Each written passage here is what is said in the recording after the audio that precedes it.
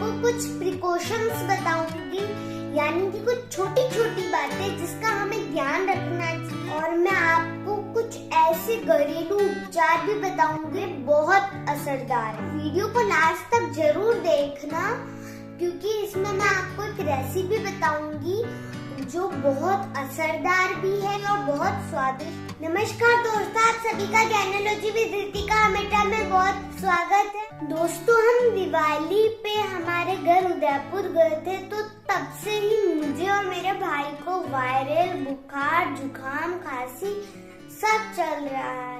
उदयपुर जाने से पहले ही मम्मी पापा मेरे भाई को डॉक्टर के पास दिखा के लिया और उसकी दवाई भी ले ली। और जिस दिन जा रहे थे उस दिन ही रास्ते में मुझे भी जुकाम हो गया। वहाँ जाके हम दोनों तो थे ही, मम्मी को भी हो गया, और इस चक्कर में हम डॉक्टर के पास 5 से 6 बार जाकर आ चुके। मम्मी ने हमारे डॉक्टर से रिक्वेस्ट करके दवाइयाँ लिखवा ली, क्योंकि डॉक्टर की चेकिंग के लिए भी पैसे लगते हैं, फिर जब नई दवाइयाँ ले तो उसके भी पैसे लगते हैं, और हमारा तो पूरा बजट ही हिल चुका था। तो मम्मी ने सोचा कि इनके डॉक्टर से ही करवा देती हूँ, मेरे तो पैसे नहीं लगे। तो जब लास्ट टाइम में मुझे डॉक्टर के पास लेके गए, तब डॉक्टर ने ही पापा को कह दिया, सर ये ऐसा मौसम चल रहा है, कभी सर्दी कभी गर्मी, तो इसमें बच्चों को जुकाम खांसी हो जाता है, तो इनके पहनने ओढ़ने का हमें ध्यान रखना चाहिए।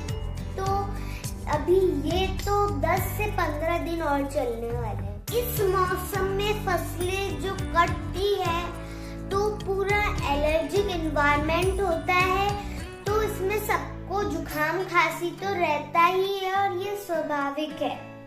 और इसमें ज्यादा से ज्यादा दवाइयाँ भी असर नहीं कर पाती है। तो जब घर आके मम्मी को ये सारी बात बताई तो मम्मी ने कहा, हाँ सही है, इसमें तो हमें घरेलू उपचार ही करना चाहिए, इससे कोई साइड इफेक्ट नहीं होता है। तो मम्मी को कुछ छोटी छोटी बातें भी समझ में आने लग गई, जिनको हमें इस मौसम में ध्यान रखना चाहिए। और उन्होंने दादी नानी से भी घरेलू उपचार मांगे, मदद दी। तो हमने जब उसको 3-4 दिन फॉलो किया तो हमारे जुकाम खांसी में हमें 70 से 80% फर्क पड़ा। तो मैं वही चीजें आप लोगों के साथ शेयर करना चाहती हूँ। तो दोस्तों, पहले तो मैं आपको कुछ प्रिकॉशंस बताऊंगी, यानी कि कुछ छोटी छोटी बातें जिसका हमें ध्यान रखना चाहिए, जिससे हम बच सकते हैं।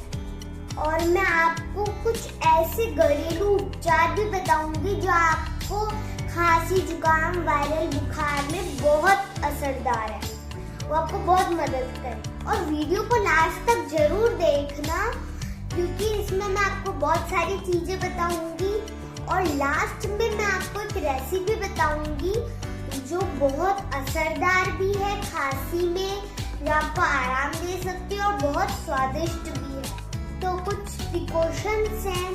पहली कि हमें बदलते मौसम के साथ हमारा पहनावा चेंज करना चाहिए।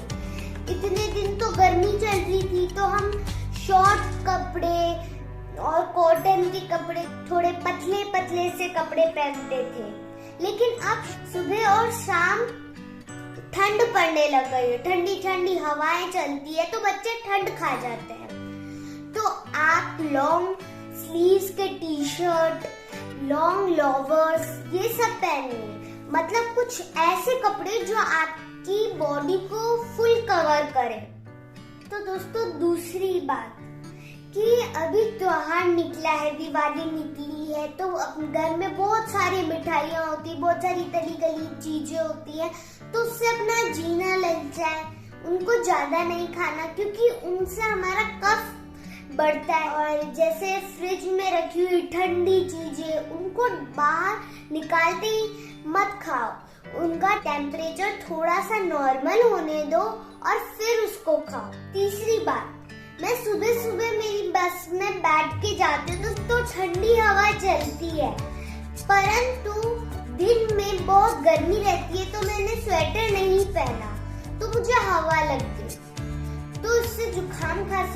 बढ़ जाता है, लेकिन अब मैं पहनती हूँ। तो आप भी कृपया कर जब भी आप कोई भी व्हीकल से कहीं जाते हैं तो कोई गर्म कपड़ा पहन लीजिए जिससे आपको हवा ना लगे। बाद में चाहे आप उसको खोल सकते हैं, पर जब तक आप व्हीकल पे बैठे उसको पहन के रखें। चौथी बात, सुबह सुबह जब हम बिस्तर से उठ के नीचे पाँव रखते हैं तो अपन नंगे पाँव रख देते हैं, तो जमीन का टेम्परेचर बहुत ठंडा होता है, तो टेम्परेचर बदल जाता है क्योंकि अपनी बॉडी है वो पूरी वार्म होती है उस वक्त। तो टेम्परेचर बदलती अपन को छींकें आना चालू हो जाती है, जुकाम हो जाता है। तो आप उस वक्त अपने पाँव में चप्पल पहने, नंगे पाँव जमीन पे ना चले क्योंकि इस मौसम में जमीन बहुत ठंडी रहती है। तो दोस्तों, जब भी आप स्कूल में हो या फिर कहीं बाहर हो तो किसी का भी जूठा खाना मत खाओ, क्योंकि इससे जो बीमारियां हैं वो फैलती है। और वैसे भी हमें किसी का जूठा खाना खाना नहीं चाहिए। देखा दोस्तों, आपने इन छोटे छोटे सी चीजों को ध्यान रखिए तो आप मौसमी बीमारियों से बच सकते हैं। तो दोस्तों, अगर आप मौसमी बीमारियों के चपेट में आ भी गए हैं तो कोई बात नहीं, मैं आपको कुछ घरेलू उपचार बता रही हूँ जिससे आप ठीक हो सकते। अगर आपको खांसी है, गले में खिचखिच है, तो आप गुनगुने पानी में सेंधा नमक या फिर काला नमक मिलाकर मिक्स करके फिर उससे गरारे करें और 2 से 3 बार करने में आपको फर्क दिख जाएगा। और दूसरी बात कि अगर आपको गले में खिचखिच है, जुकाम खांसी हो रहा है तो आप दूध ना पिए, दूध से कफ बनता है। आप लोग काली मिर्च, अदरक, तुलसी पत्ता, लौंग और दालचीनी आदि को मिक्स करके चाय बनाएं और वो अपने बच्चों को पिलाएं। उनसे आपका कफ बाहर निकले। आपको दूध ही पीना है तो मेरी मौसी ने एक उपाय बताया है, उसमें पिन खजूर मतलब कि डेट्स, उनको आप दूध में डाल के अच्छी तरीके से उबाल लें और फिर उन पिन खजूर को निकाल के खा लें और जो बचा हुआ दूध है उनको पी के आराम से चादर ओढ़ के सो जाए तो आपको बहुत फर्क पड़े। और ये दूध आप पूरी सर्दी के मौसम में यूज कर सकते हैं क्योंकि ये आपकी इम्यून पावर को भी बढ़ाता है। तो दोस्तों, एक और नुस्खा है उन लोगों के लिए जिनको बहुत तेज जुकाम हो रहा हो, नाक से पानी आ रहा हो, तो आप क्या करें, अजवाइन होती है उसको तवे पे अच्छी तरीके से सेक लें और उसके बाद एक छोटा सा कॉटन का कपड़ा लें, उसके अंदर उसको डाल के पोटली बांध दें और रात को उसको अपने नाक के पास रख के चादर ओढ़ लें और पूरी तरीके से अपने मुंह को ढक लें। और जब उसकी स्मेल आपके नाक में जाएगी तो आपको बहुत रिलीफ होगा और आप 2 से 3 बार इसको करके देखिए, आपको आपके जुकाम में बहुत रिलीफ हो जाएगा। और दोस्तों, ऐसे ही गर्म पानी में आप विक्स को अच्छी तरीके से मिक्स करके उसकी भाप लें तो भी आपको आपके जुकाम में बहुत रिलीफ होगा। और दोस्तों, जो बहुत ही छोटे बच्चे ना, जिनको ना तो अजवाइन सुंघा सकते हैं ना विक्स की भाप दे सकते हैं, उनको आप क्या कीजिएगा, थोड़ा सा सरसों का तेल लें, उसको अच्छी तरीके से गरम कर लें और थोड़ा सा गुनगुना हो जाए तब आप उस बच्चे की चेस्ट पर और उसके पीठ पर दोनों तरफ अच्छे से मालिश कर दे तो उसको बहुत आराम मिलेगा। तो दोस्तों, एक और नुस्खा है कि जो हल्दी होती है वो बहुत एंटीबायोटिक होती है और वो जुकाम में बहुत फर्क करती है।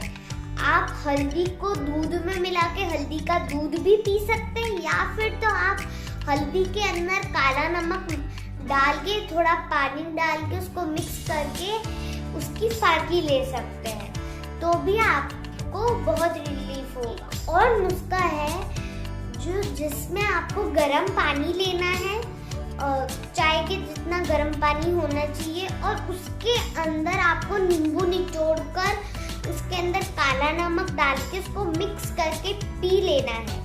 और उसके बाद बिना पानी पिए आपको चादर ओढ़ के सो जाना है।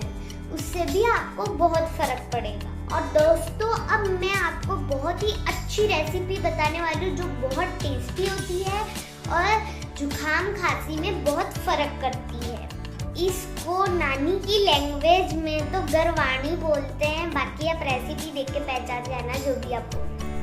हम 1 टेबल स्पून घी लेंगे और एक इंसान के लिए 1 टेबल स्पून आटा लेंगे।